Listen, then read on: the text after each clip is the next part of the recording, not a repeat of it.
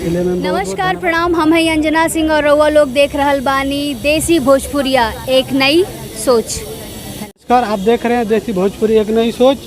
और मैं इस वक्त मौजूद हूँ मुंबई में सबरंग फिल्म अवार्ड 2021 और हमारे साथ मौजूद हैं भोजपुरी के super star actress Anjana Singh ji. आइए मैं उनका परिचय कराता हूँ। मैम, आपका स्वागत है देसी भोजपुरी में। बहुत बहुत धन्यवाद।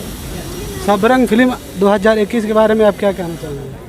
सबरंग हमेशा से सारे रंगों को लेके आता है। भोजपुरी के सारे रंग, जितने भी सुपरस्टार, मेगा स्टार और जितने भी दिग्गज कलाकार हैं इंडस्ट्री के, साल का एक दिन ऐसा होता है कि सबरंग अवार्ड में सभी एक दूसरे से मिलते हैं। और ये काम जो उठाया है कुलदीप जी ने, बहुत ही बड़ा, मतलब सारा क्रेडिट मैं कुलदीप जी को देना चाहती हूँ। हर साल सबरंग अवार्ड करते आ रहे हैं। मैम, हमारे दोस्तों को कुछ अपकमिंग मूवी के बारे में बता दीजिए।